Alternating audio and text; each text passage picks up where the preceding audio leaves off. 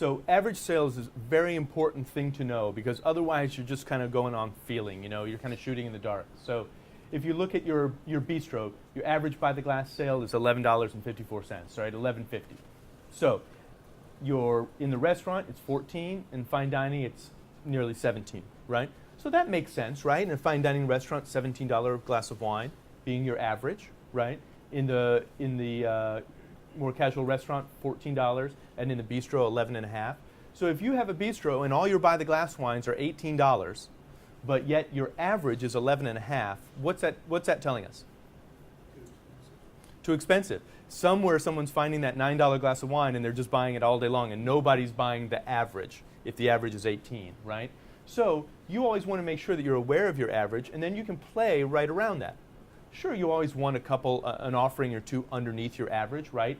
That bistro probably does want a couple $8 or $9 glasses of wine, probably wants a 10 or 11 as well. But probably where they really want to sit is 12, 13, 14, right? Because that'll help you in a very subtle way up that average. 18, 19, 20, sure, you can have one or two of those, right? For the person who wants to try something great. But if your whole list is full of 18s, 19s, and 20s, and your average is 11.5, it doesn't resonate, right? And you're not really going to move the needle because no one's actually going to order that wine. They're just going to gravitate towards that 11.5 average. Okay? You can look at the same thing for bottles of wine, right? If your average bottle of wine is $52 in the main dining room in the restaurant, if that list is a bunch of 3-digit wines, but yet our average is $52, what are our guests telling us, right? Our guests are telling us that that's their comfort spot. So if we can then populate right around that comfort spot and also populate right over that comfort spot, we can take that 52 and over the course of a year maybe move that to 54, 55, 56, multiply that by the 10 million customers that you're going to do, and then you have a huge number. Or you could just keep throwing $100 bottles of wine on there that no one's going to buy, right? Maybe every once in a while somebody will buy it, but everybody's just going to keep buying that $44 bottle because that's the only choice that you give them, right? Now, that can go inverse. This can go inverse as well, right? You look at your fine dining, and your $110 bottle is your average bottle sale for your private dining room, right?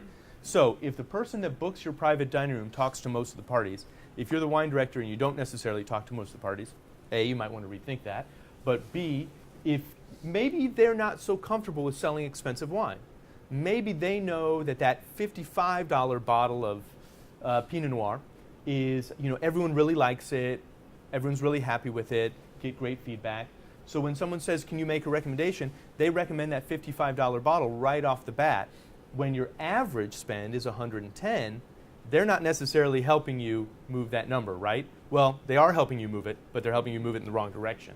So I think being aware of that average sale is important at every step along the way, whether it's providing value or also giving sales opportunities. And to John's point about how many people have private dining rooms or catering facilities?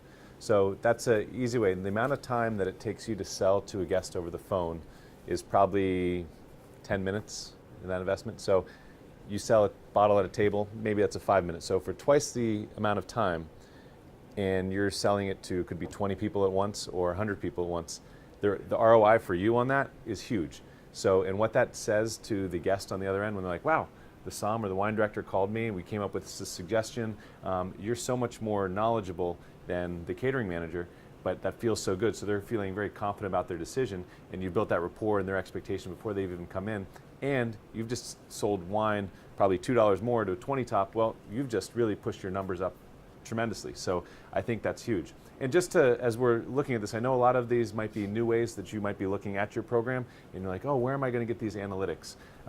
What I've done before is I'm sitting in different meetings and financial reviews, I sit down and I'm like, oh, I'd love to look at it this way or that way. As soon as I walk into our CFO's office, I said, you know what, wouldn't it be great if we could look at our sales this way or that way?